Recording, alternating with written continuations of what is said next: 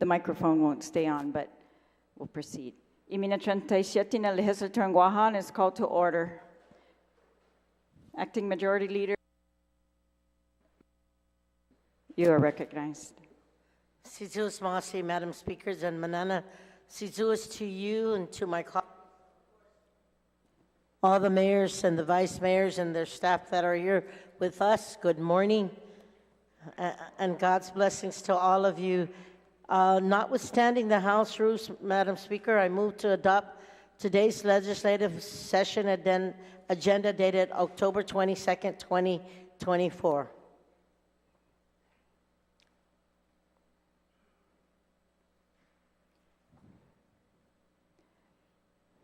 On that motion to adopt the legislative session agenda, is there any objection? Seeing no objection, that motion carries. Majority Leader, Acting Majority Leader, you're recognized. Sijus Masi Talo, Madam Speaker.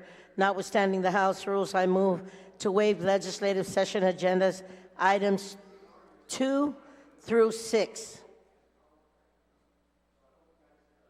On that motion to waive items 2 through 6, is there any objection? Seeing no objection, that motion carries.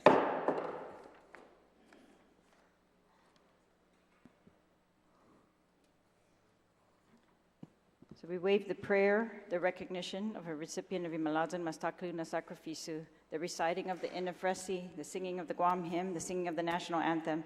We're now on roll call. Clerks, please take roll call. Senator Burnett, Senator Blas, Senator Brown, Senator Dueñas, Senator Fisher, Senator Lujan, Vice Speaker Muñoz-Barnes, Manana Sijus Kagya. Senator Parkinson, Senator Perez, Senator Kanata, Senator San Augustine, Senator Siniclis, Senator Shelton, Senator Taitagui, Speaker Terlahi. Madam Speaker, there is a quorum. Sijus Masi, clerks. Acting Majority Leader, you're recognized. Sijus Masi, Speaker. Notwithstanding the House rules, I move to waive legislative session agenda items 8 through 13. On that motion to waive agenda items 8 through 13, is there any objection? Seeing no objection, that motion carries.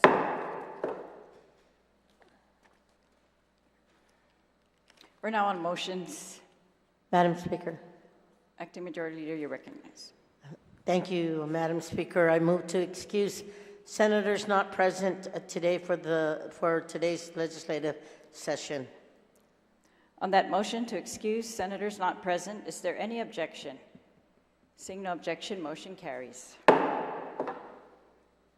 We're still on motions. Are there any other motions?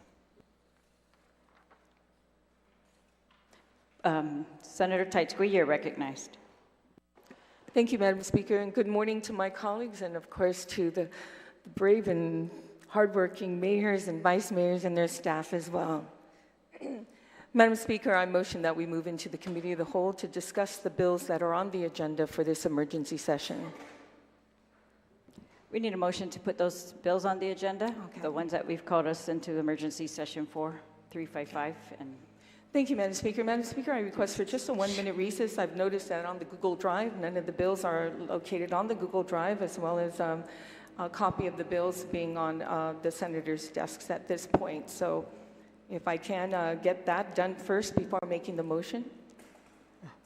if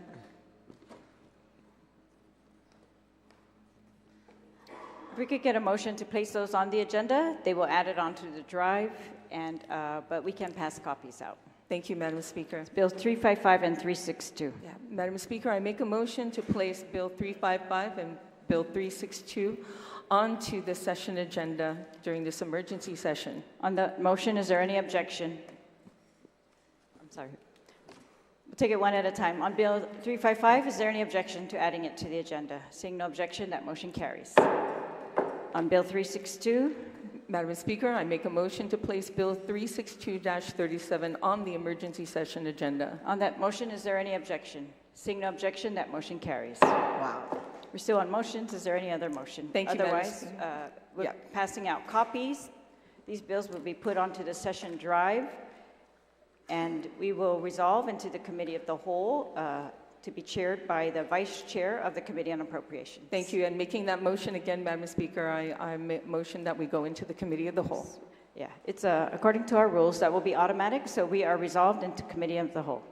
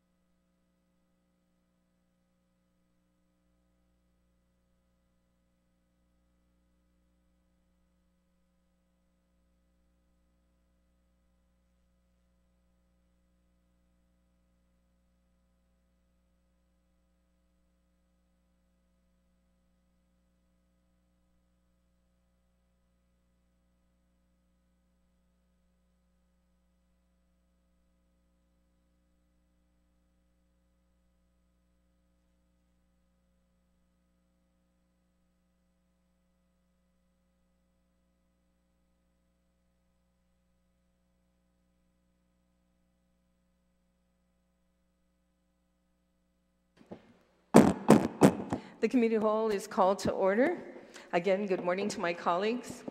I'm going to start off real quickly here with just the rules of engagement. Materials of the Committee of the Whole are in the shared session Google Drive folder, Committee of the Whole Bill number 355-37, as well as Bill 362.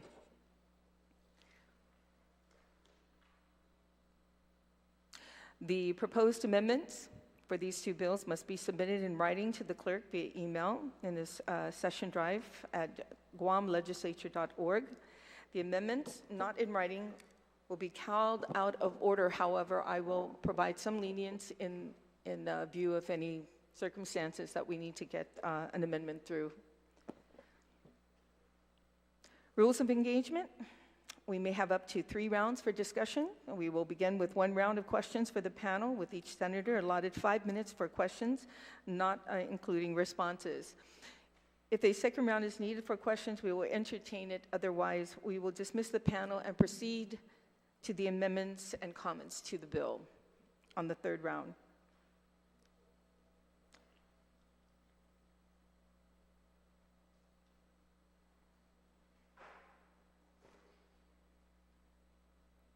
Question shall be confirmed to the substance of nature of Bill 355. Personal inferences as to the character or motive of any senator or any individual testifying is not permitted. Any violations of this general rule of conduct will be called out of order and may result in the removal from this hall. Time to speak may not be yielded for more than one member to another. A member who yields that member's time on a question yields all that member's time on that question and may not later speak if all the time yielded was not used. This is section 1.02D of 3. Proper form and decorum shall be participated by all present. Individuals who fail to maintain proper form and decorum will be restricted from participating and will be escorted and removed from the room.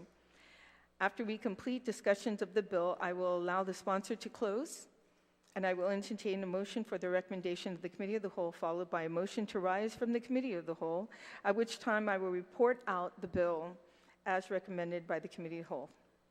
So thank you. And at this time, we're going to just take a short recess to bring in the panel, and we'll be right back. Thank you.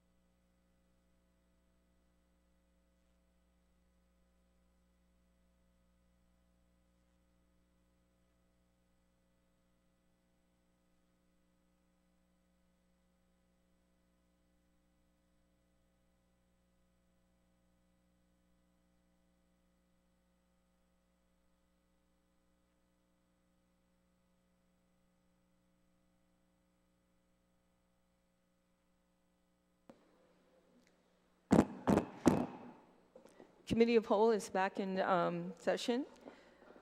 Colleagues, we're going to begin with Bill 355-37.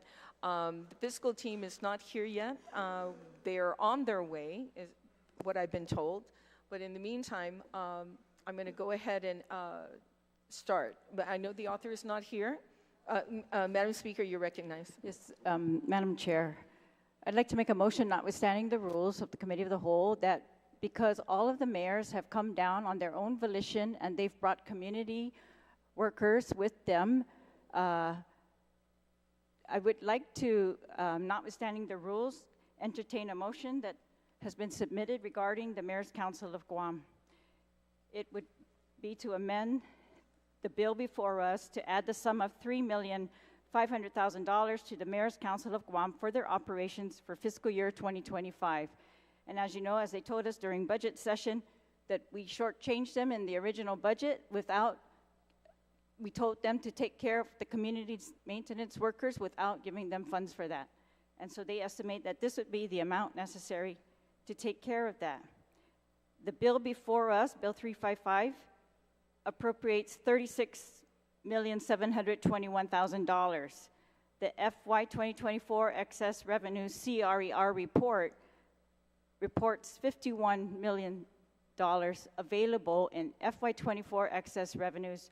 So I believe we can address this amendment right now, knowing the CRER report, and allow these mayors and their community service workers to go back to the villages and do what they are responsible for doing, and not have to come down here and wait for us to entertain anymore, wait for people from the fiscal team or anything else, and that we just proceed with that amendment, notwithstanding the rules. Thank you, Madam Speaker. I too have been requested that we need to get our Mayor's Council and their employees back to work, and it's been requested that we can discuss this prior to. So I have no issue with that. I just want to make sure that the amendment is on the Google Drive before we. Yes, it is. Are we at that? They're passing it out right now. Okay, it is being passed out. So that being said, do we have any objections to that? Ma'am, I'd just like to say something. Okay.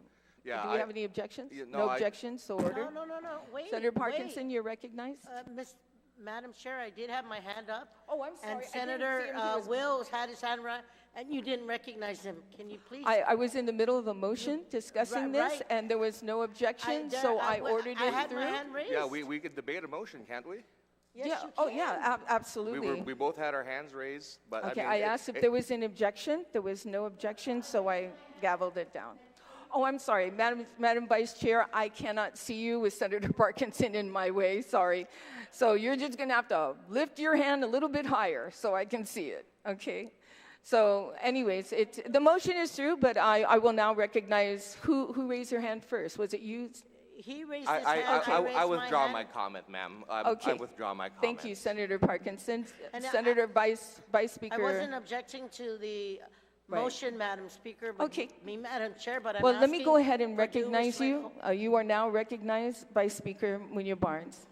Please I proceed. don't have any objection to the motion, Madam Chair. Okay. And I was just stating for a point of information based on the notwithstanding motion that yes is debatable, and I support the mayors and I support the amendment, but I think it's prudent that we at least get the information from the Office of Finance and Budget and the Department of Administration to be here to at least ask where we're at and to at least talk to the CRER.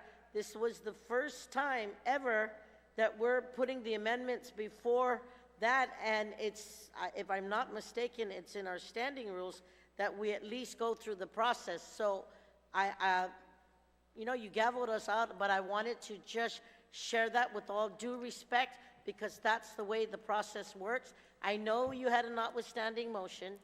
Yes, we did. And you gavelled in before you could give consideration to those that were raising their hands. So I bring it up as a point of information because this is not usually the case. Thank you. Thank you for that. Point of And information, there has Madam been no Chair. objections, so we're going to move on. Senator I Barnett, just you are had a recognized. point of information. I think we should proceed because, frankly, we should have taken care of this during the budget process. And I don't support this political gamesmanship that's going on here. And I don't support subjecting the hardworking mayor staff and the mayors to having to be here. So let's address this amendment that we should have addressed in the budget process so that there would be less anxiety and frustration out there in the community. And let's give these hardworking mayor staff and the mayors the respect they deserve by addressing this now so they could return back to the villages. Absolutely. Thank you, Senator Madam Chair, Barnett. on a I point think of it was information, the mentioned. Department of And Administration I is do here. know that, Senate Vice Speaker. Thank you. I've already been recognized. So that being said, we're going to start off with Speaker Terlahi on this amendment to move forward. But before we do that, I'm just going to ask the team, the fiscal team is in. They're here already. So we're going to take just a 1-minute recess, and I mean 1 minute, so tell them to run. We'll be right back. We'll take a short recess.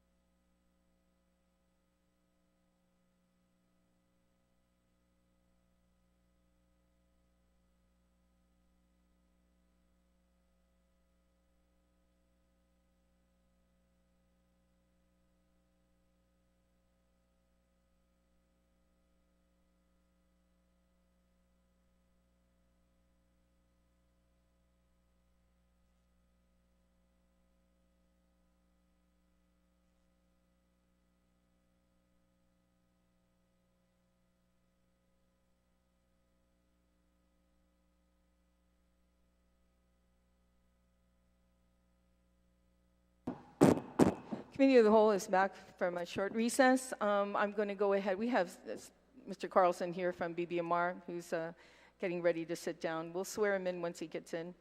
But we'll go ahead and start. Madam Speaker, you are recognized. This is Mossy, and thank you to my colleagues for allowing this motion, notwithstanding, just in the interest of time of the mayors and the community workers and of the villages who need these mayors. This motion is, again, it's been passed out. It's to add this, a new section to Section 1 of the bill to read the sum of $3,500,000 to the Mayor's Council of Guam for their operations for fiscal year 2025.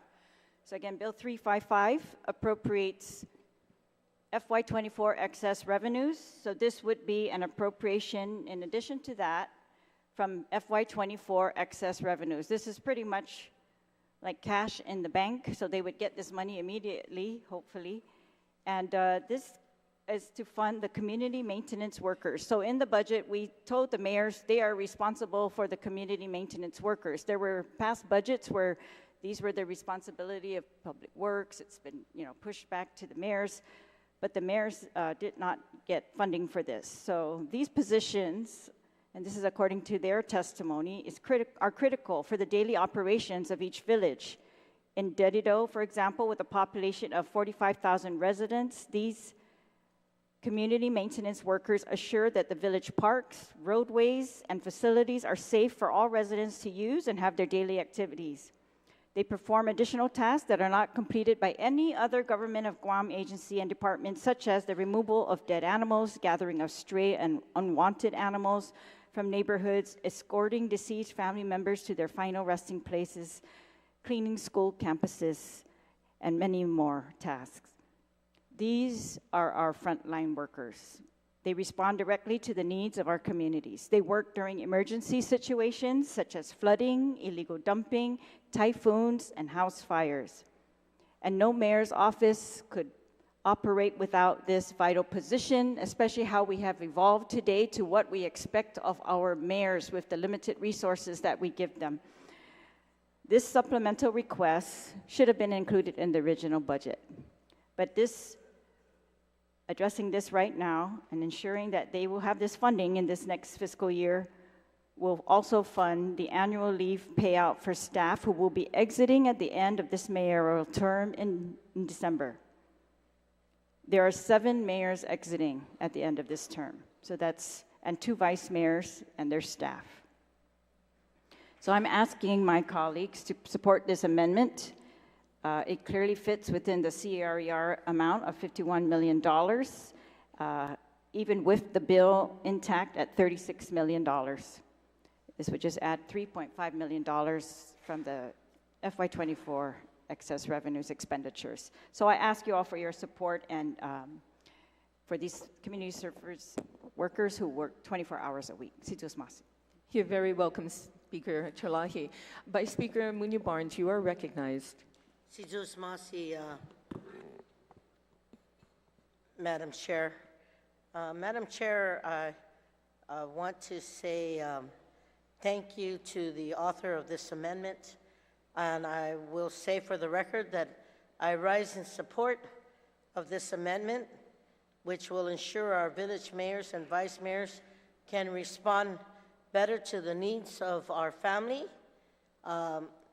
Madam Chair, this $3.5 million investment into the operations of the MCOG can hire new community service workers, afford more repairs to village sports and recreation sites, and can help fund more events that keep our children safe or bring job training and hiring opportunities into our villages. When the news broke of this amendment yesterday, Madam Chair, I got a flood of messages and calls from mayors and vice mayors who underscored just how critical this funding is and how much of a positive impact it will bring to their communities. Their advocacy convinced me that we should include this noble amendment into Bill 355, and I hope our colleagues will also support this effort too. I have always said in the last 22 years that I've been here that the mayors and the vice mayors and their staffs are truly the 24/7 responders to all the needs that go on to their villages, and this $3.5 million investment into the operations of MCOG is greatly needed to secure their operational work. So thank you for giving me the opportunity to rise in support of the amendment that was proffered by the Speaker, and that I ask my colleagues to support the same. Thank you, Madam Vice Speaker. Senator Parkinson, you are recognized. Thank you, Madam Chair. First off, I just wanted to say I am in full support of this amendment, and I think it should go in. The mayors and their staff work very hard to do right by our villages, and we need to make sure that they have the resources to do so. But there's a couple versions of the budget kind of going around. There's the original supplemental budget, and then there have been proposals for expanding that with the arrival of the CRER. And so regardless of whatever version this final bill takes, whether it's a version that has power credits, or a version that gives money to GMH, or a version that gives money to the schools, regardless of what version that we adopt, I think we're going to be able to take care of the mayors. And so I think it's wholly appropriate we take care of this now so that we can make sure that they are supported and are able to go back to work, because they've definitely shown up here in force, and I think that's wonderful civic engagement. And with that, I yield the rest of my time, ma'am. Thank you, Senator Parkinson. Senator Joanne Brown, you are recognized. Thank you, Madam Chair. I don't know if I should adjust my soapbox so I can stand on it. I think we are all going to say in unison that we support our mayors, as we should, because these are the workers, obviously, that are out day to day in our community doing the heavy lifting. And I will support that. What is bothersome to me, Madam Chair? And aside from my good neighbor and colleague here, Senator Barnes, I'm a senior member of this body. I have been through many, many, many budgets. What is today? Let me check my calendar. It's the 22nd of October, 2024. 22 days into the new budget year. Shall we count? Does it seem very odd to any of you what we are doing here today? It seems very strange to me, because we have been bragging and hearing the bragging about all the excess revenue that this government has received over the last few years. And yet here we are, 22 days into the fiscal year, discussing an appropriation that by all means I think we can all agree should have been addressed in the budget bill. Certainly for colleagues here that voted for that budget bill. Did you check what was in that budget bill? Obviously, not critical things like funding GMH fully, not critical things like funding the Department of Education fully, not funding cancer care, and most definitely not funding fully for this upcoming fiscal year the mayors of this community. Remember, colleagues, those of you few that attended the public hearing, for the majority here that did not? So let's not sit here and talk about— Point of information, ma'am? Madam Chair, I am speaking. Hold on, Senator Parkinson, unless it's something that's been Unless there's something personal personal or privilege, offensive, but I get to can we speak. allow her to Do speak? we not do point of informations Yeah, anymore? we do, we do. I believe you're a big fan of them, aren't you? I'm very much a big fan. Senator Brown, let's hear what Senator Parkinson has to say on a point of Well, I hope it's information. something Yes. of value to Okay. interrupt my comments. Yes, and I will stop you if it's not a point of information, okay? Yeah, just to clarify for the people watching what happened in the previous budget session. Madam body vote- Chair, I'm not This here is to not a debate point of Senator information that's Parkinson. He can relevant comment to on the his own discussion time. at this point. Ma'am, So I've heard you give plenty of I am points of here to information provide similar my to that. comments Let's as You I allow- want to choose silence to. me, I will be silenced. Our let's junior allow colleague here needs a little lesson on how Senator to Brown to operate on the finish, floor. and then I will recognize you on a point of information after she speaks. Let's have I decorum. withdraw my point of information, Okay, ma'am. thank you, Senator Parkinson. So I let's will be silenced by you. The Go ahead. people of Guam No, you're should not be being, just, wait, enthralled just a with minute, the Senator incredible Brown. expertise Just a and minute, Senator Brown. interjection One of our moment, junior please. colleague here. Senator Parkinson, I am not silencing you. I'm asking if you can have some common courtesy and allow Senator Brown to finish her comment. Unless his point of information is critical to the audience, then I'll let you speak. But afterwards, Ma'am, I'm I'm just asking you following the to precedent you set. I'm asking you if you could just allow her to finish her conversation, her comments, and then afterwards, Ma'am, I you're the will only one recognize interrupting you. her. She can speak That's anytime all. she wants. Thank you, Senator Parkinson, for just waiting until she finishes. Senator Brown, you continue, and please put the clock back so it gives her more time. Thank you. Aye, day, Madam Chair. So many interjections, so many emergency sessions, so many mistakes that are being made. And I'm entitled as a member of this body to relay what my perception of this whole situation is. That's the difference between experience and the lack thereof. I hope the people of Guam saw that gesture, Senator Parkinson. Senator Parkinson, I'm sure that there were many people up in the audience just saw what you did. That was definitely count out of order. I'm going to take a short minute recess.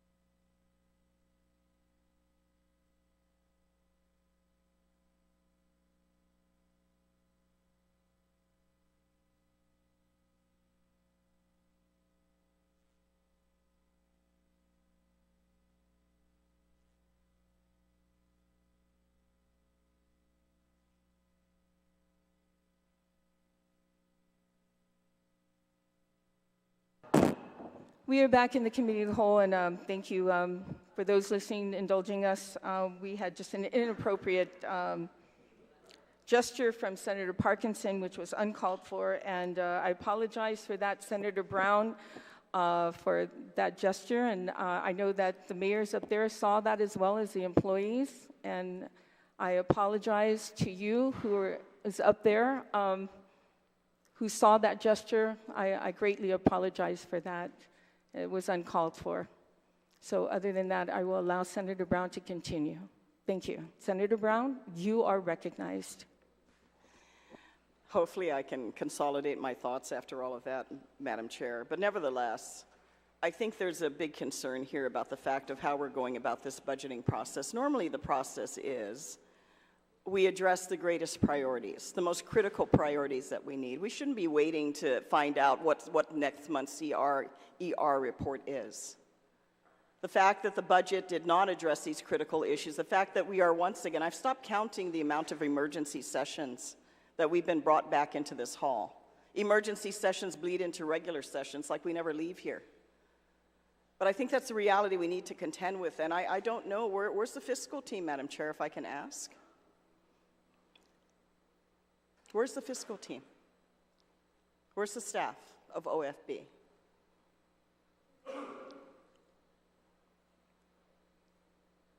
Senator Brown, is that a question? Yes. Okay. Well, we have Lester Carlson here, if you would like to ask him a question, and we also have Mr. Byrne, who just arrived, and they both. And where's our OFB completing. staff? That is a good question.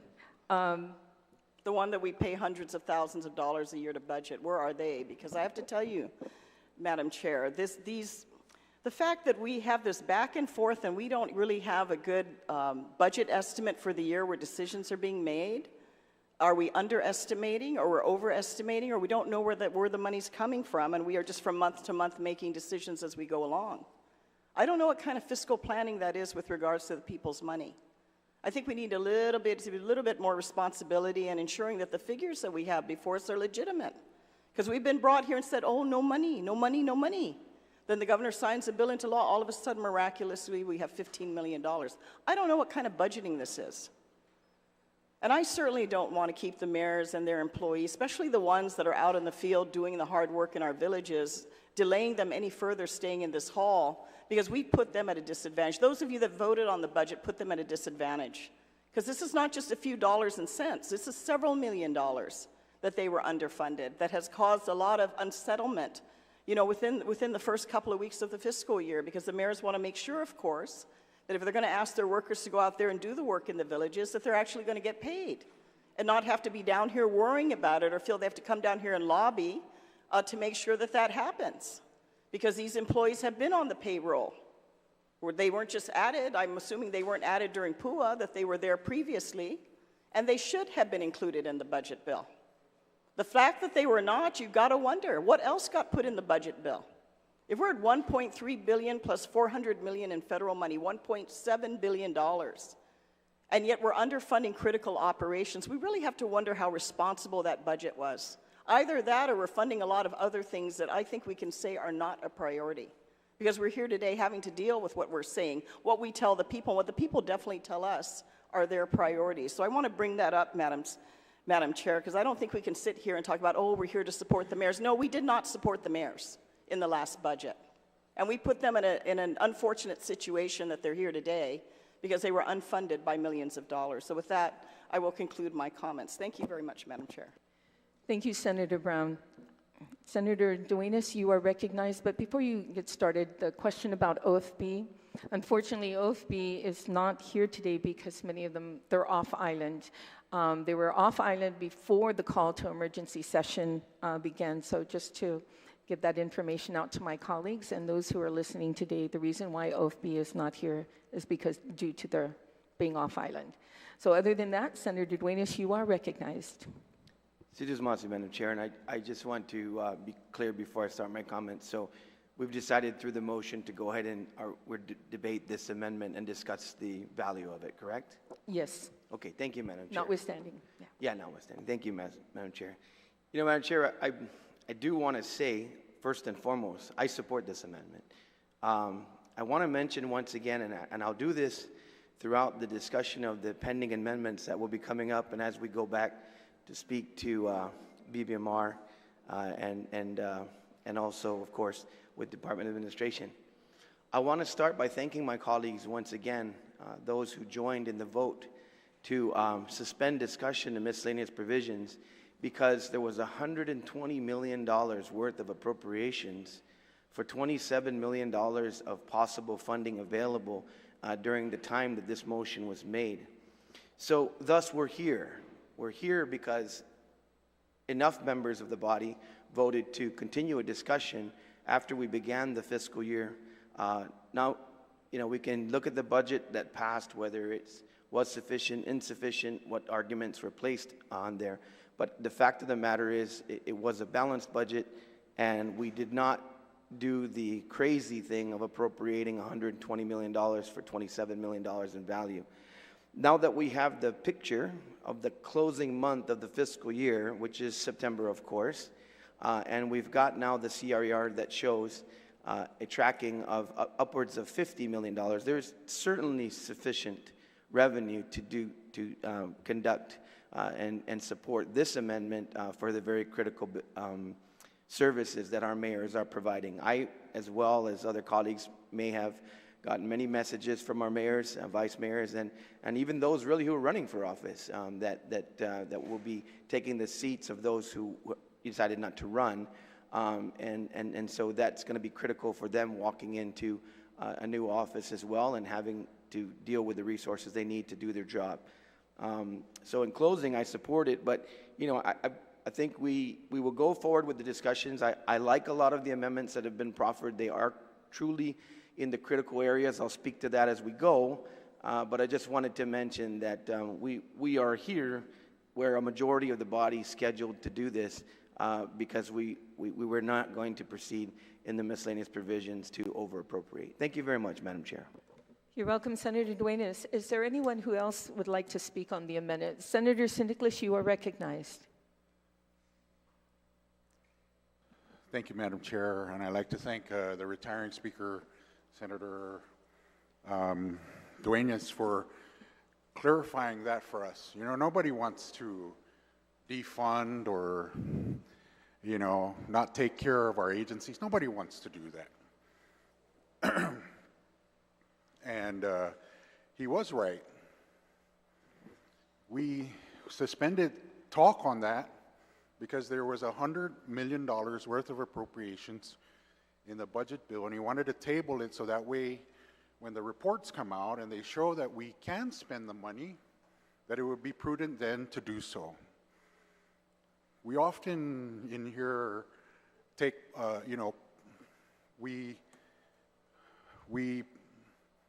all we do is politicking in here, and we're not focusing on what is true and right and correct. That's why it's really wonderful and refreshing to hear Senator Duenas speak on that, and because he brought clarity to that. And now I support the amendment, and I would like to fund the mayors and the Guam Cancer Care and all of that, and that's what we were attempting to do when we decided to postpone and add a supplemental budget, and that's the truth, and it's clear now. And so now that we have the funds, and our good folks here from BBMR are here to tell us that, in fact, we do have the funds, and that way we can go ahead and fund them appropriately and prudently. And I think that needed to be said. And I support you all. I've never once winced or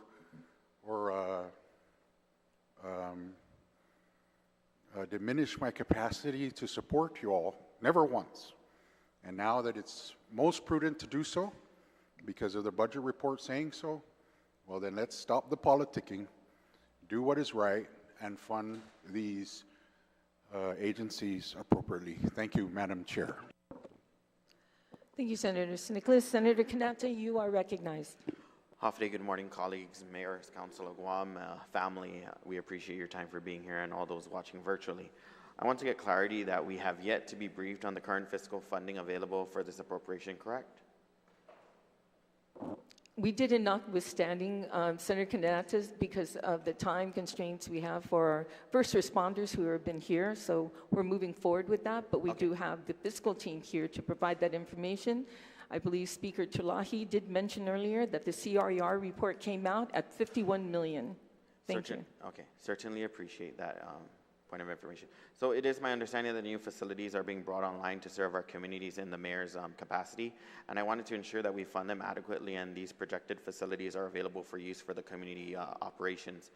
So now, while we recognize the notwithstanding motion by the speaker earlier, I would like to strike out and make an amendment from the 3.5 to adjust the appropriation to 4 million, as it is my understanding that we will be having more facilities being brought online with the CIP projects. As we know, Molesto, although we weren't invited to the ground, ribbon cutting and whatnot, it is my understanding that Agana Heights Mayor's Office will be having a new gymnasium, Tamuning as well.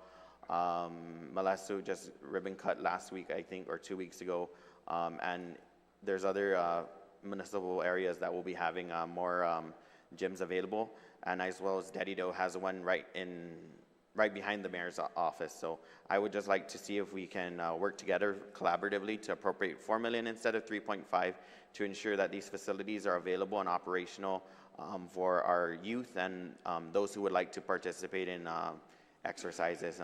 So I thank my colleagues for their time and hope for your support. Thank you so much.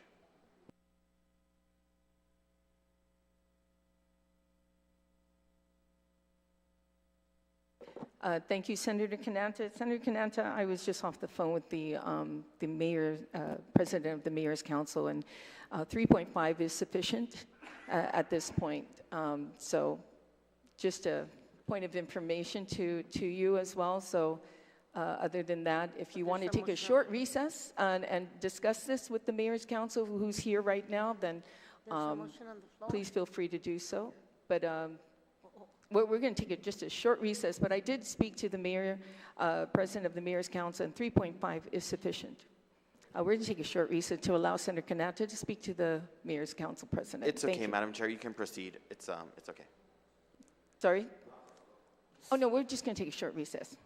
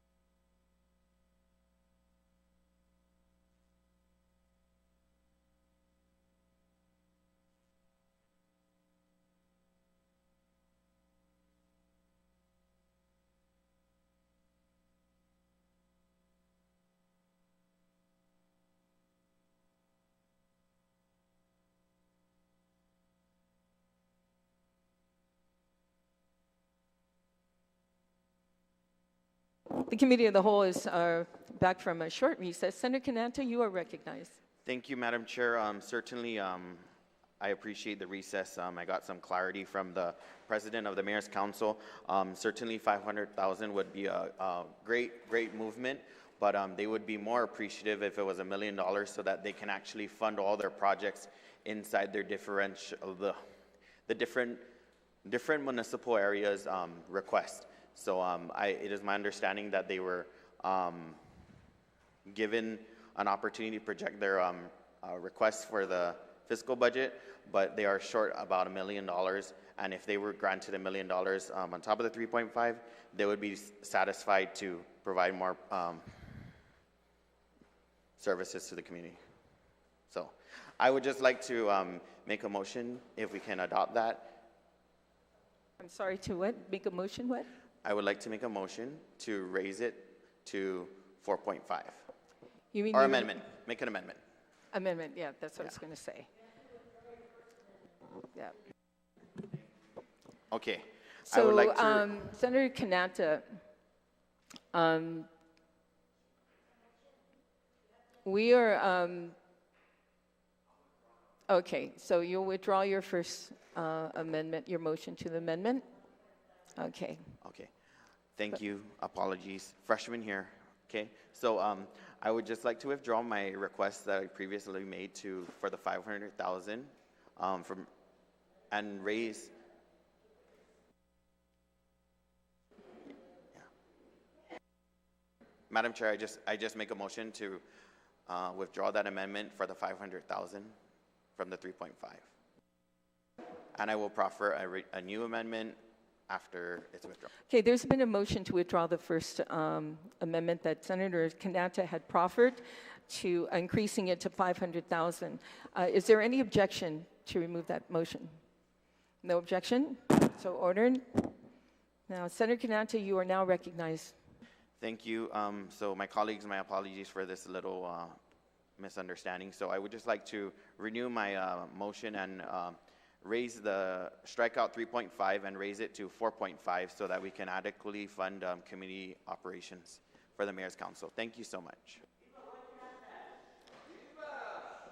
Can I have order, please, upstairs? Okay. There has been a motion to increase from $3.5 million on the amendment to now $4.5 million. Is that correct, Senator Cananta? Yes, thank you, Madam Chair. And I humbly ask for my colleagues' support. Okay. Would anybody like to, well, first, notwithstanding, is there any objections to not putting that in writing? Or is there any objections? Okay, no objections? Okay, so would anybody like to speak on this amendment to the amendment? Senator Parkinson, you are recognized. Thank you, Madam Chair. I stand in full support of this amendment. I think that that it's prudent, and I thank the good proffer of this amendment for putting it forward. I know with the original $3.5 million request that the mayors were being very as frugal as they could be and as responsible as they could be, but with this new information, I think it's prudent to support Senator Canata's amendment and make sure the mayors get all the resources they need. That I yield the rest of my time. Thank you. You're welcome, Senator Parkinson. Is there anyone else who would like to speak on the amendment to the amendment? Senator Tina Brun, Senator Vice Speaker Barnes, you're recognized. Thank you, Madam Chair. In the efforts of the good author from Barrigada proffering that amendment based on his conversations with the mayors, I too stand in full support of the amendment as proffered by Senator Canata. Sidzo Ismasi. Thank you, Vice Speaker Barnes. Is there anyone else who would like to speak on the amendment to the amendment?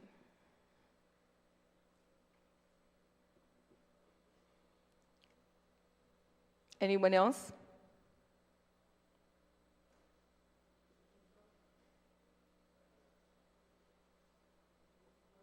We're going to take a short minute recess, okay?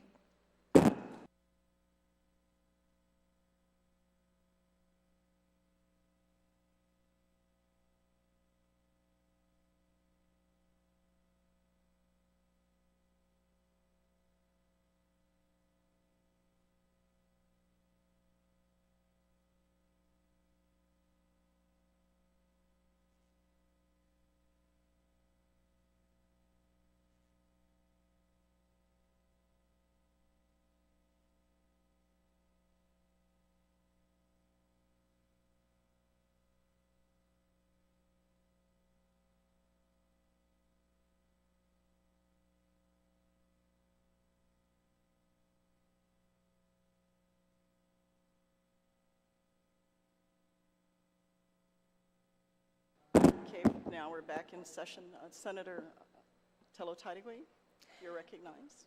Thank you, Madam Chair, for the opportunity to speak on this amendment to the amendment. You know, Madam Chair, when the budget bill was passed, several of us voted no on the budget bill because certain things weren't funded. And we know who those senators were who voted no because it lacked certain areas that really needed the funding. Everything from healthcare, cancer, the hospital. These are life-threatening areas that need our support. So now we have an opportunity to come here today to address some of those concerns. It was brought to us that 3.5 is what was needed for the mayors. 2.5, during the public hearing, I made a motion that we raise it to 4 million, not 2.5, but 4 million. Because for years, decades even, the Cancer Care Trust Fund has not been adequately appropriated the amount that we put in law. In law, the Guam Code annotated specifically tells us how much money we're supposed to give the Cancer Care Trust Fund. And this body has been pulling and notwithstanding every single budget bill for almost 20 years. So if we're going to start increasing funds to all these amendments that are being proffered, we got to be very careful that we have funding left over to pay for those critical, life-threatening areas. The Mayor's Council, and I was on the phone with the president of the Mayor's Council, and he said 3.5 was sufficient. And then all of a sudden a conversation came back, and now it's 1 million. 1 million more. I'm surprised someone's not trying to up that. We have so many things that we need to pay for that's critical in our government. Our roads are causing more traffic accidents, more wear and tear on our vehicles. It is a safety issue. And what did we give the DPW? Additional funding? $500,000. Ask the mayors how far that will go for their village streets. Not very much. I have a question to the author of the amendment to the amendment and ask them, what again is this extra $1 million going to cover? Is it life-threatening areas like road repairs for these mayors? Because if I'm not mistaken, 3.5, as the speaker said, was to cover everything they needed, especially those mayors who are exiting, and to cover most especially the staff of these mayors' councils. So my question is, what is that 1 million more from the 3.5? Is it 3.5 or is it now 4.5? Thank you, Senator Tello. You were the one that entertained the notwithstanding motion, ma'am, so I'm just following your lead on this. I also wanted to waive my request earlier, and then you gave me the opportunity to go outside and speak with the president of the Mayor's Council. Madam Chair, I asked for the question what this 1 million is for. Like I stated earlier, ma'am, Senator Katago, if you can just answer the question of what are you intending the 1 million to go for? The $1 million is intended for the upcoming projects that are in the village community municipal operations, which is gymnasiums. We have Malesso, we have Manilo coming online, we have Dedido just got their gym opened as well. So those facilities are going to be available for the community, but we need recreational leaders to operate them. I hope that satisfies the previous senator. Thank you for answering my question. So this is so that we can, it sounds to me, to hire new directors is what they said, to hire new people, and for the gym, and if I'm not mistaken, I think there's a lot of grant funding. Mayor Hoffman is really good at finding funding through grants to fund these recreational facilities, but I guess they don't have that opportunity. I'm not going to object to this amendment to the amendment, but I just want to make sure my colleagues realize that there are more critical areas too, also that need funding. And let's not forget that we're under the assumption that there is funds that we have to return back to the federal government because it's questionable costs, close to $40 million. And we're hearing that maybe Department of Labor, we're going to come into a situation where we're going to have to pay back money in that area too. I know it's an election year, not just for us, but for the mayors too as well. But let's not sit here and start, bidding out or buying votes. Let's be responsible with the people of Guam's money. It's their hard-earned tax-paying money. Let's be responsible and make sure that areas that are critical are taken care of. Thank you, Madam Chair, for the opportunity. Thank you very much, Senator Teidig. We will recess so you can reassume the chair.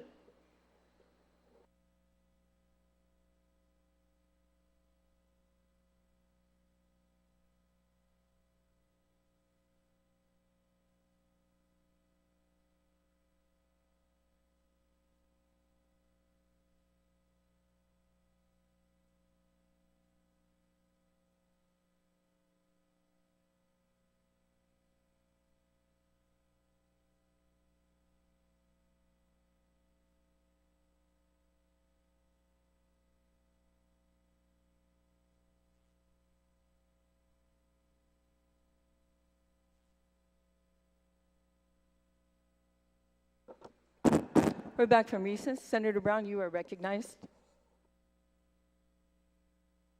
Thank you very much, Madam Chair. And I also want to echo the comments that you relayed. The fact that we're here is because we're very obviously aware, as we should be, that there's critical operations in this government that have not been funded. And, I don't think I'm going to argue about the need that the mayors have within their villages. I mean, they've never had enough resources to address all the demands.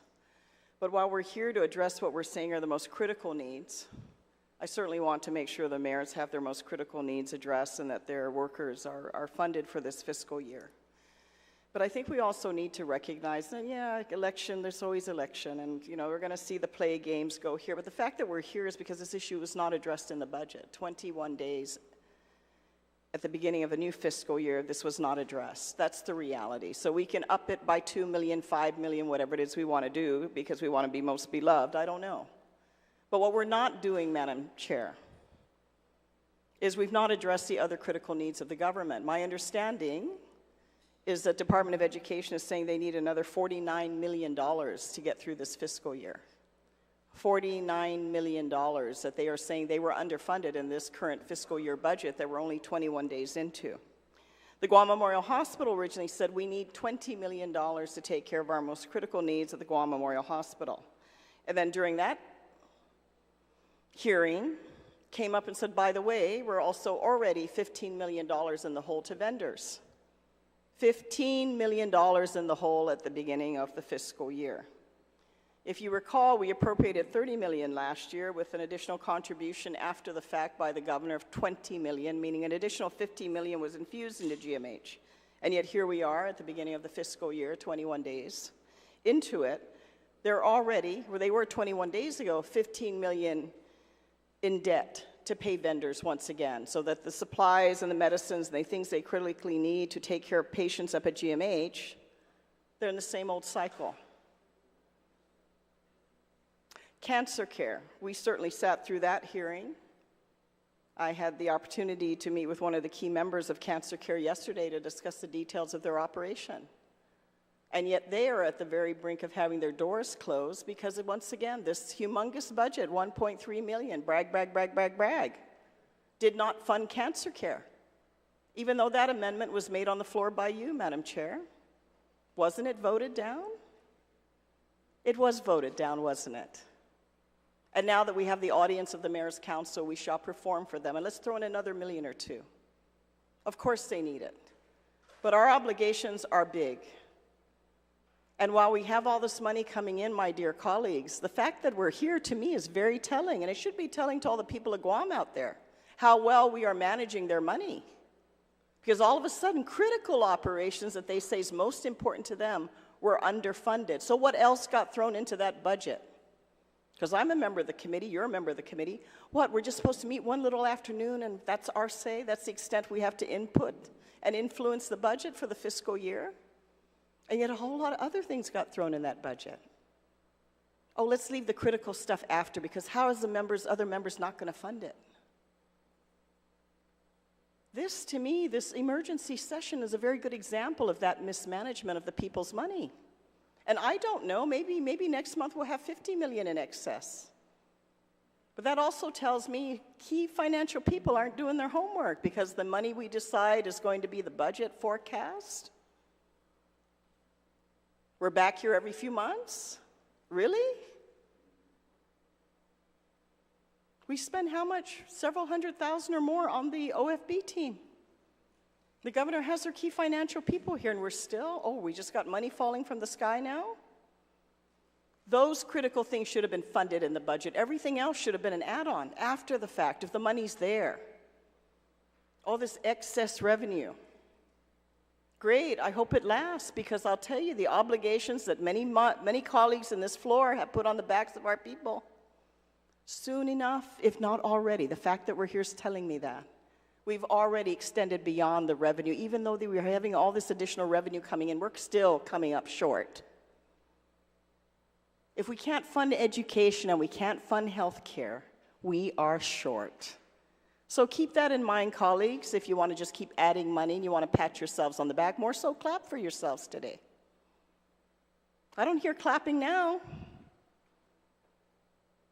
Let's not lie to the people, because none of us are worth the election if this is what we're doing.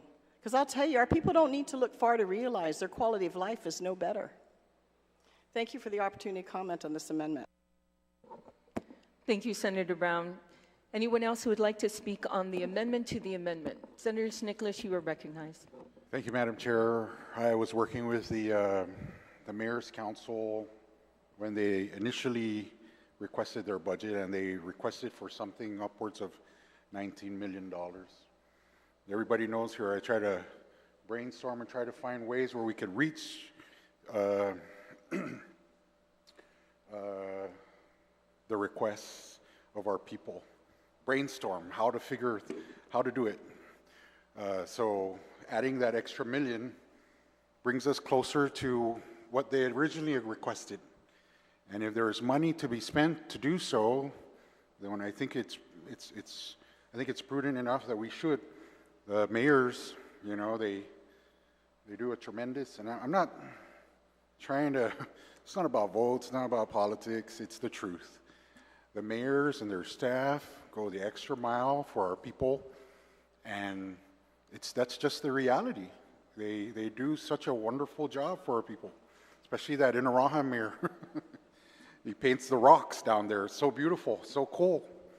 But when they initially came to ask for a budget, they asked for $19 million. And here's an opportunity to try to add to that and hopefully reach that goal. I understand there are critical needs of our government, but I believe that, you know, certain things sometimes they just work out. They just happen to just work out. And I think in this case, Senator Roy is very gracious to entertain this and add an extra $1 million, get us more closer to what they originally requested. I think it's a wonderful thing, it's a good thing, and it benefits, with the mayors here, it benefits the entire folks directly, and I stand in support of this amendment, and I thank the author. Thank you, Madam Chair. Thank you, Senator Nicholas. Is there anyone else who would like to speak on the Kanata amendment to the amendment? Speaker Chalahi, you're recognized. Thank you, and I'm glad that the previous speaker pointed out that the mayor's original request for their budget this year was 19 million. What we gave them was about 12.3 million for FY25. That's the budget bill that my colleagues passed. That is not, the 19 million was not reflected in the governor's request, not in their ARP. It's not being extended to the mayors for these community service workers as it was last year by the governor. That's why we're here today, to try to fund these community service workers, because that was not included. It was not, so even after the budget, with a separate bill introduced, there was no public hearing. It wasn't included in this supplemental bill. And so we're trying to make sure that even despite the governor not covering the community service workers with her ARP money like she did in the past, despite not being included in the original bill, despite not being included in the supplemental bill, that these community service workers are going to be covered today through this amendment in this bill. It looks to me, I'm trying to calculate this quickly, but that the mayors actually received more in FY24 than they did in FY25. And that's especially true if you count the 3.5 million for the community service workers that they received in ARP. And so I'm not sure why everyone decided not to give them that much this year, but so the 3.5 would bring them up to from 12 million in the FY25 budget to about 15.5 million, right? And with another million that is being proposed, that would be 16 million total. And in FY24, they received about 14 million total of everything. So I just wanted to put that on the record. And it, yeah. You're welcome, Speaker Chalahi. Is there anyone else who would like to speak on the Kanata amendment to the amendment, which is to increase from 3.5 million to 4.5 million? Is there anyone else? There is no one else who would like to speak. Senator Kanata, would you like to close? Thank you, Madam Chair. Appreciate it. I just wanted to ensure that, I'm not pondering or posturing for votes. I recognize the critical role our mayors play in the community. The Mayor's Council, again, from the Duk-Duks to the Zuzus, serve our nennies to our nanas. And the Mayor's Council originally sought $19.9 million to adequately address the various needs across the island, yet we're only allotted $12.3 million, a significant shortfall. I would like to remind my colleagues that these gyms or recreational centers are always at the critical crossroads of a lot of the things that our community faces, including the COVID pandemic. While a lot of us were at home pondering what we're going to do today, the Mayor's Council was out there responding to the call in regards to the governor's COVID pandemic. So I want to recognize that these gym facilities will also be used for future operations beyond gymnasium, sports, recreation, and community functions, but most especially emergency response. Also in disaster response, if needed, to be housing our people who are most vulnerable. My proposal to increase the Speaker's amendment from 3.5 to 4.5 is a step toward bringing the funding gap and ensuring that our facilities and operations for our community, again, that are most vulnerable in the most significant circumstances, will help empower our local leaders and those they serve and better serve our people of Guam. So I thank you, Madam Chair, for the opportunity to speak, and that is all. Thank you. You're welcome, Senator Kanata. Okay, is there any objection to the amendment to the Speaker Chalahi amendment from Senator Kanata, raising it from $3.5 million to $4.5 million? Is there any objection? Seeing no objection, so ordered. Amendment passes. We are still on the Speaker Chalahi amendment for the mayors. It is now the amendment that has been amended. Is there anyone else who would like to speak? If not, then Speaker Chalahi, you may close.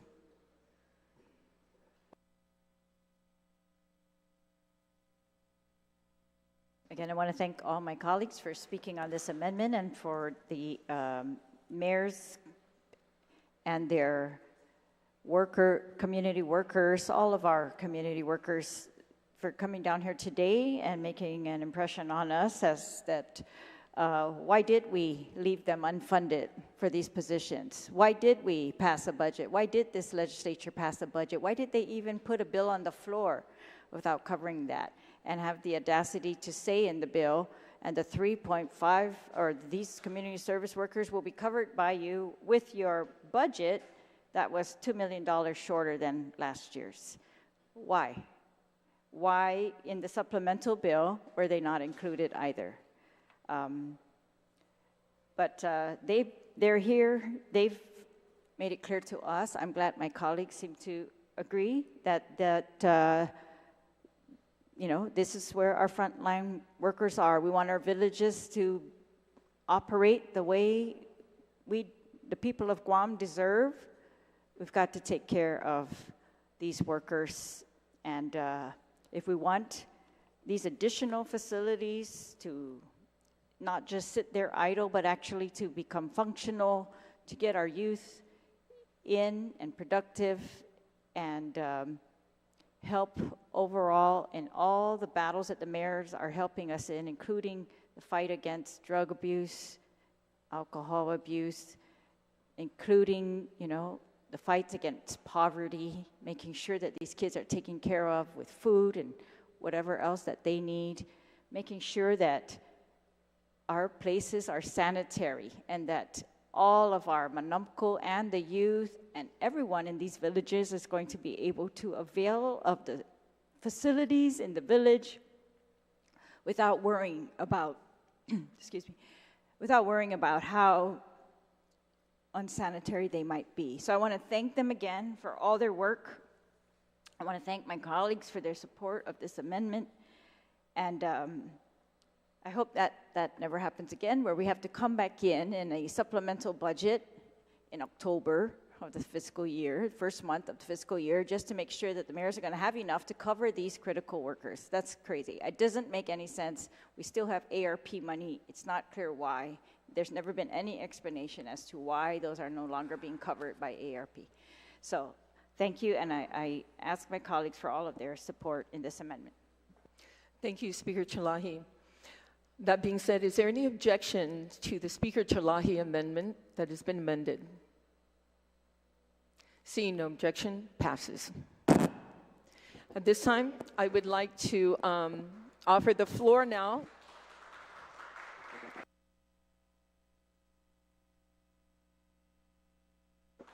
And before I do that, I'd like to thank the mayors that are here today, and especially to their hardworking staff. And good luck to you all. Yeah. Okay. That being said, at this time, before we move on, I would like to have the opening remarks from BBMR as well as GDOE. And I'll begin with Lester Carlson from BBMR to explain the latest report on the CRER and any other information that he would feel that's important to this body as we move forward on Bill 355. Mr. Carlson, you're recognized. Thank you, Senator. Good morning, everybody. So the latest CRER was sent out to every senator yesterday afternoon. The highlights include total receipts over adopted levels for fiscal 24 of $149,366,003. During the course of the fiscal year, there were a number of public laws that the body passed taking advantage of the revenues that were received in excess. We totaled that at $81.9 million. And then finally, we've continue to provide an offset for the Healthy Future Fund shortfall. And then there exists for the last couple years an authorization but no appropriation for the COLA settlement case. So we added that in at $2.7 million. We have yet to officially receive the COLA certificate in a form sufficient enough to be able to pay. And the body has continued that authorization at least 2 years in a row. We had some long-standing land claim settlement that the court ordered payment, and the amounts weren't that much, but it took years to settle, so interest accumulated, and you see that number as $1.2 million. And then finally, GMH had a prior year obligation with respect to striker beds that are the norm for hospital beds. They put in the order at the end of the CARES Act period, but by that time we had exhausted the CARES Act funding, and there was a gap between the CARES Act funding and then the awarding of the ARP money. So we couldn't pay any obligations from ARP that were incurred prior to May of 2021, if I'm not mistaken. So this has been a long, outstanding obligation that we feel that we should settle. It's $200,000. So the additional obligations that we provided come up to $16,429,000, leaving the amount to be appropriated in one form or another in Bill 355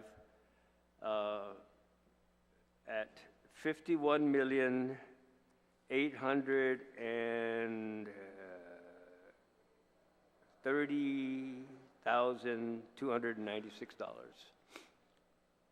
So that's the amount that we've collected in the general fund, netting out the shortfalls in the Healthy Future Fund, netting out the previously approved legislation that has occurred throughout the fiscal year. The Healthy Future Fund shortfall is we've been doing that for a while, but we did add the COLA settlement case and land claims settlement because that finally was adjudicated, and the GMH prior year obligation, and those total up to $16 million. So again, the amount available is $51 million. That's 830, right?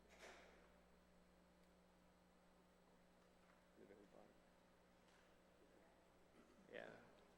$51,830,000. Sorry, $50,030,000. It's so small, I'm sorry. It's 51, yes. I just can't read the bottom part.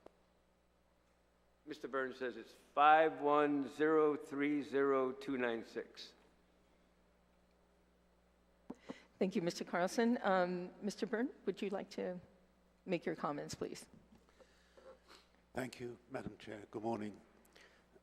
In supporting what Mr. Carlson has said, I would want to remind senators that these numbers are cash collections.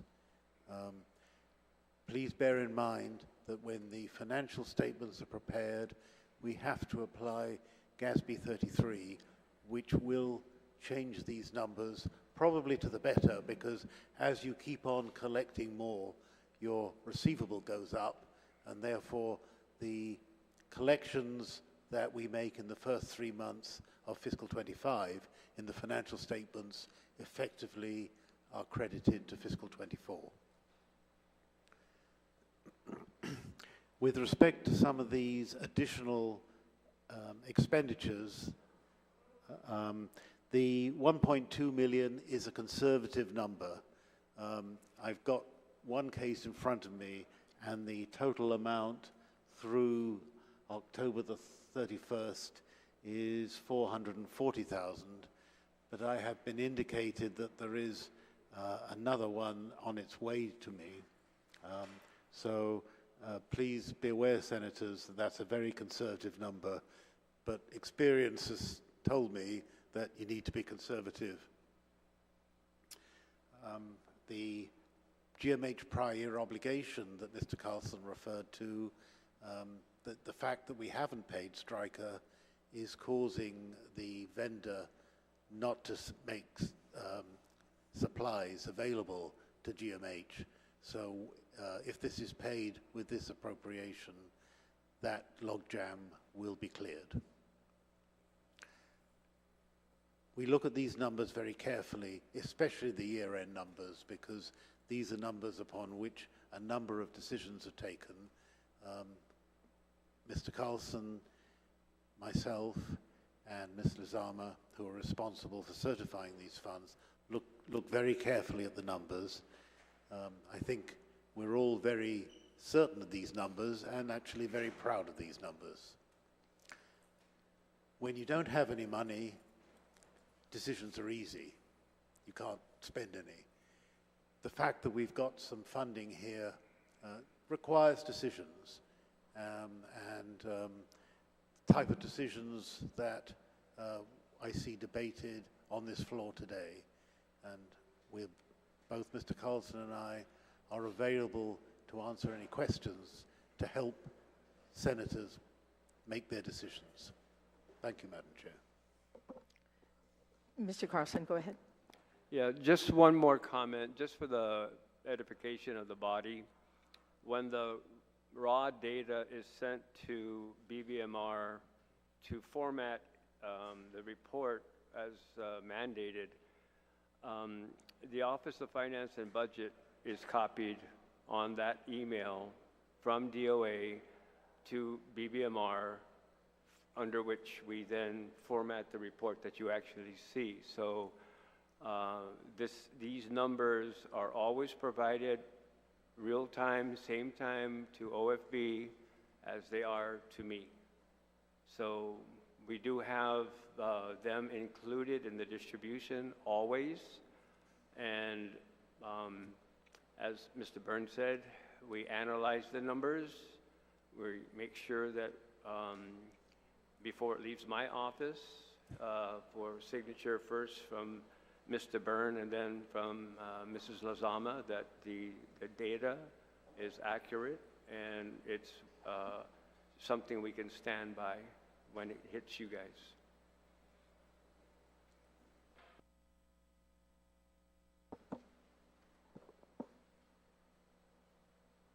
Thank you, Mr. Carlson and Mr. Byrne, for your comments. We're going to start the first round and begin with Speaker Chalahi. You are now recognized. Yes, if they could just further explain those new items under projected general fund coverage of obligations and liabilities. It looks like these will be paid with or without any more legislative action, particularly the COLA settlement case, 2.7 million, and the land claim settlements, 1.2 million. What are these settlements and cases? Thank you, Madam Speaker. The COLA settlement is the settlement that was included in the budget as authorized but not funded. Okay. And this will take care of any unpaid claimants and attorneys? This is the settlement to the attorney that was included specifically in the budget as an authorization. Right. The amount due to any claimants is already on the balance sheet as a liability. And what was that you said, Mr. Carlson, about the form?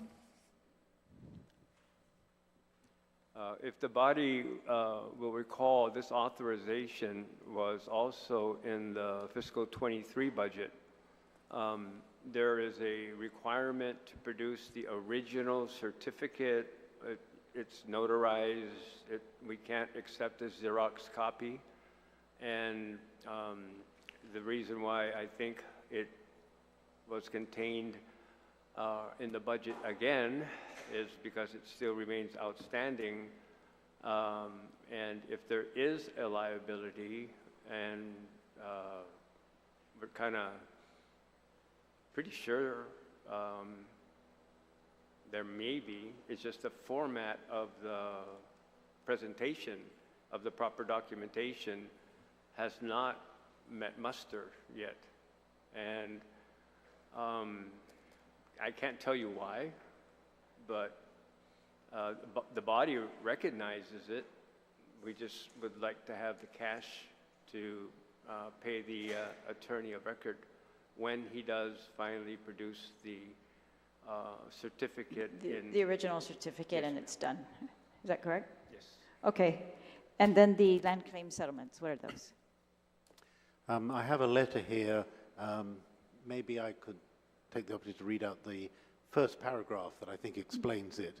I'm writing to you regarding the land condemnation case, CV 0863-81 from 1981, which the Attorney General Elizabeth Barrett forwarded to the attention of the Guam Legislature in October 2018.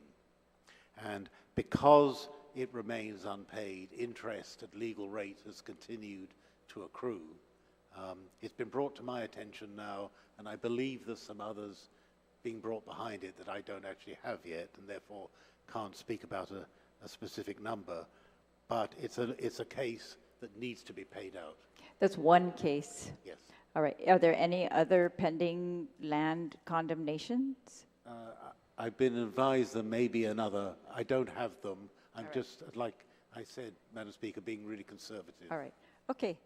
So we're back here again on the Supplemental Bill 355. I'm going to ask you what I asked you in the first budget bill that we discussed, and that was this supplemental bill does not include GMH. And the original budget bill did not include GMH up to their request, and I asked you why you were not, when you advocated that we increase the revenue projection by about 10 million and cover some other expenses, GMH was not part of that list. So my question to you today is, what is your position today on whether we need to fund GMH or not? The governor has advocated publicly that we fund it by 20 million. GMH advocated in the public hearing that we fund it by at least 20 million, if not more. Thank you, Madam Speaker. We support the additional funding requests from GMH. The pharmaceutical fund increase in the FY25 budget was significant because of the performance of BPT. If I recall, there was also a general fund subsidy, but they asked for $70 million, and I think the body came about halfway. Since then, their receivables have grown, and again, we're talking about not that short of a period of time. And as Mr. Byrne mentioned with the Stryker case, we're always just one step above critical vendors cutting off the hospital. I'm sure, Madam Speaker, you're well aware of the situation. As an autonomous agency, in theory, they're supposed to be self-supporting, but because of the Organic Act requirement to treat everybody regardless of their ability to pay, it becomes more incumbent on the policy making of the legislature to assist in getting that funding gap closed. So we do support the position that both you and the governor have of providing an additional $20 million to GMH, which is not contained in Bill 355. And therein lies the proverbial Cupid shuffle, because when you look at the amount of appropriations in Bill 355, and you add the well-deserved amendment for the Mayor's Council, and then you throw in 20 million for GMH, and the governor's been on record as seeking the legislature's support for funding for GUMA, given the fact that it is a vehicle for the promotion of local merchandise. And we did not fund the Cancer Trust Fund. So when you put everything, those items together, not including the totality of what's in Bill 355, but I'm looking at $45 million, and that doesn't include provisions that are in Bill 355 for DOE, UOG, the Fishermen's Co-op, DOE Parental Teacher Organization, Behavioral Health, Drug and Alcohol Detox Programs, GPD School Resource Officers, DOE Opioid Antagonists, the CQA Annual Oceania Customs Organization Conference. I did include the UOG Cancer Trust Fund in my calculation, but there remains a number of items in Bill 355 that we brought to the body's attention at the very onset of the discussion of the budget bill for FY25, including OHAP,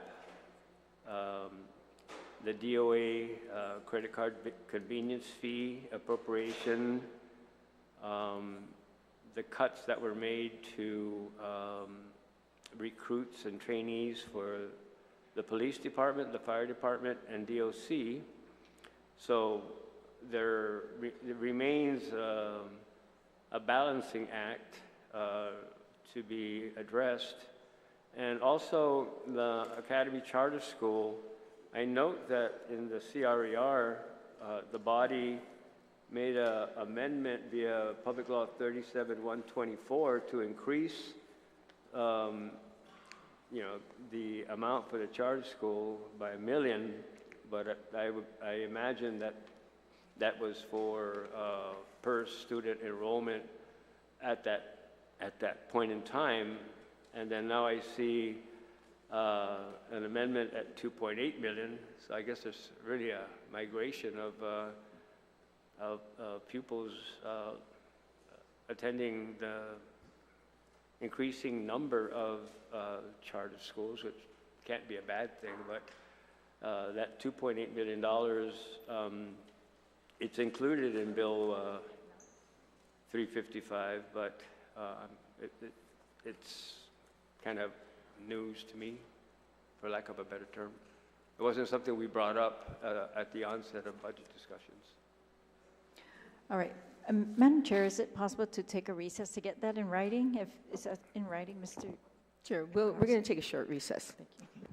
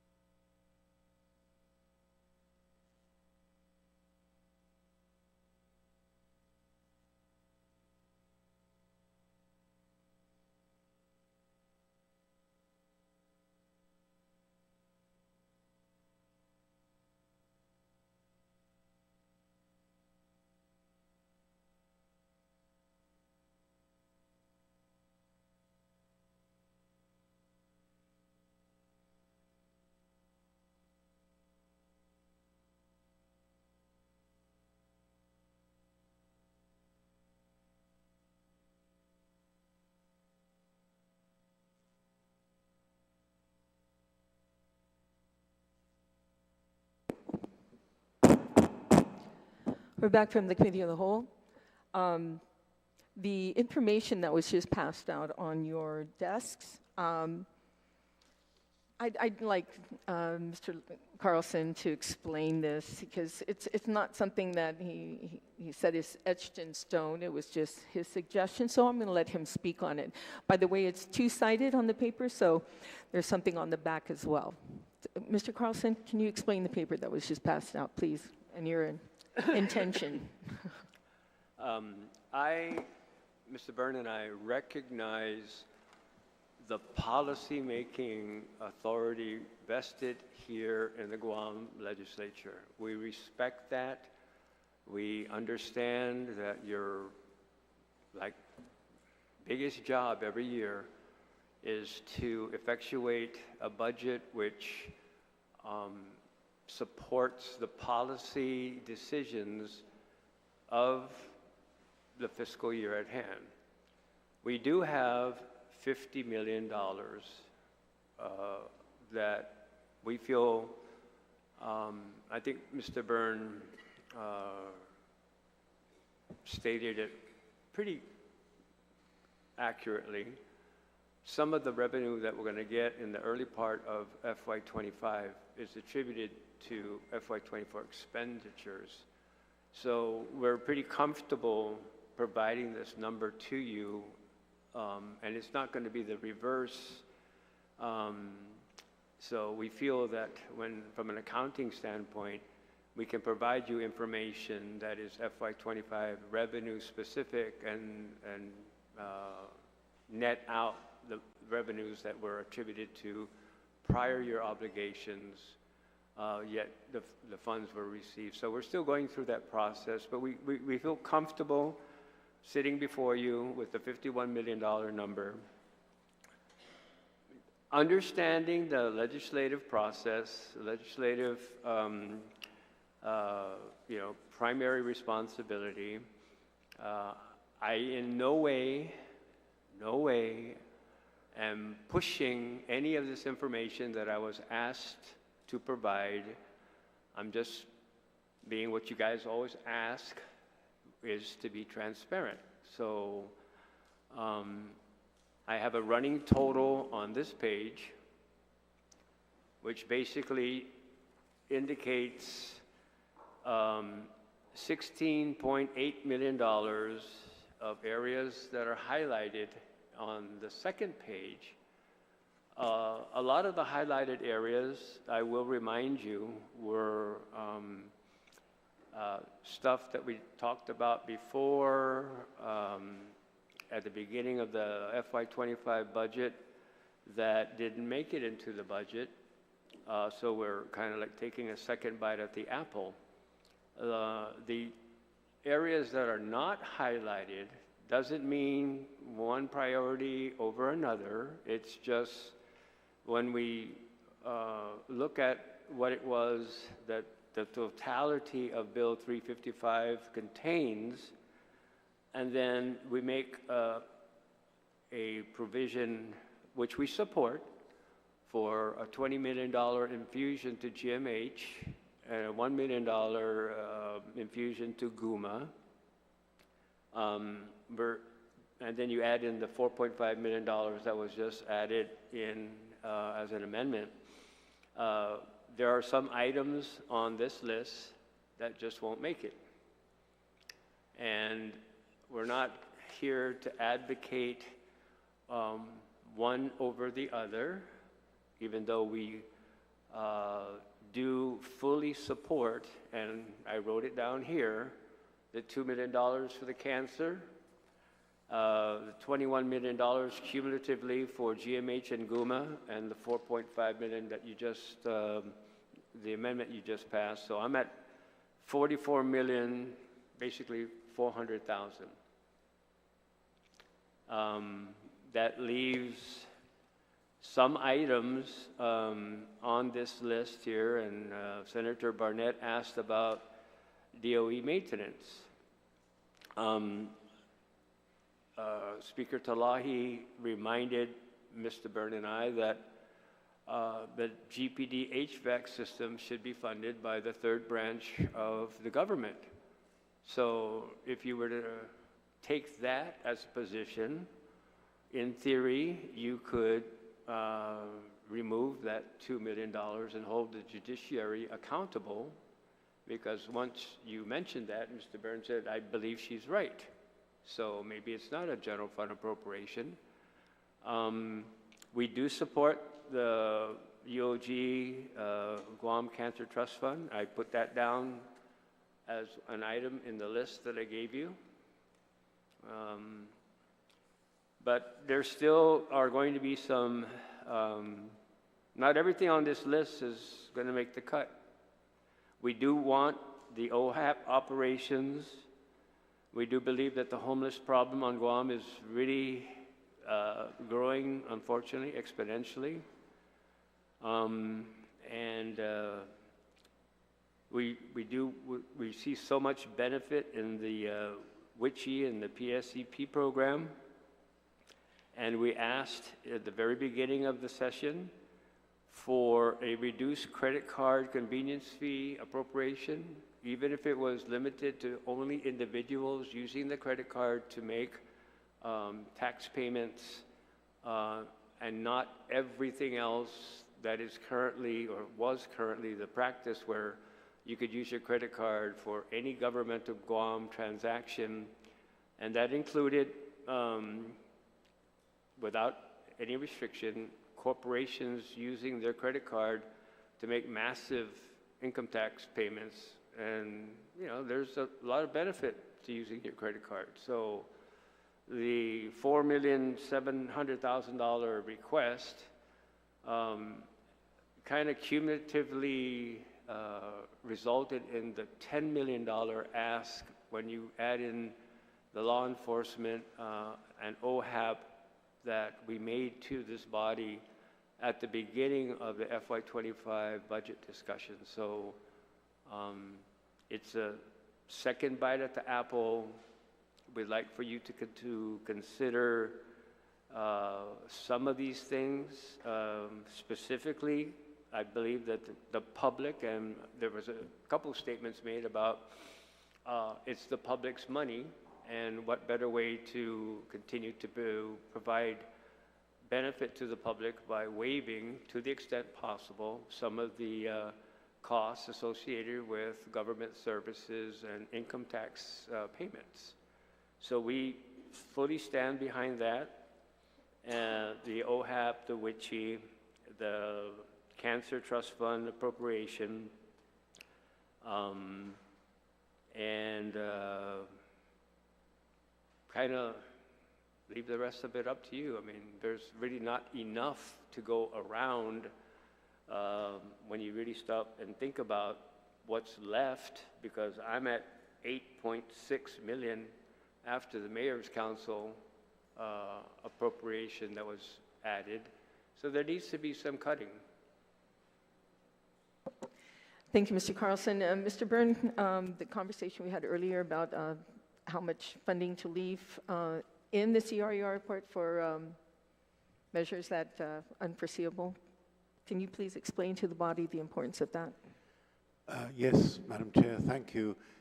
You asked me whether I thought it was prudent to leave some unappropriated funds available to meet unforeseen circumstances. And obviously, it is prudent to do so. Any accountant will tell you that in preparing financial statements or financial projections, the concept of prudence is the first concept that you should consider, and you don't want to be on the wrong side of a forecast, and whether it's likely or not, that's certainly a technique that accountants would do. In saying that, though, I just want to point out that I'm not advocating removing or adding any particular appropriation, merely commenting on the process. You asked me what was a recommended amount that might be included, And if you look at the revenues, 1% is about 10.5 million. So that is a good guideline. 1% doesn't seem a whole lot. 10.5 million, I know, does seem a whole lot when you're looking at what basically is a fifth of the available money.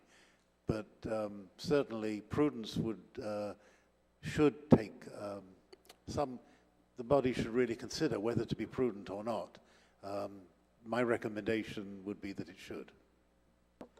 Thank you, Mr. Burns, for that. Appreciate those comments that you made. That's a lot to take in at this time, so I'm going to take a recess until 2 o'clock. We'll come back at 2. Short recess until, well, not short recess. We'll take a recess until 2 o'clock p.m. Thank you.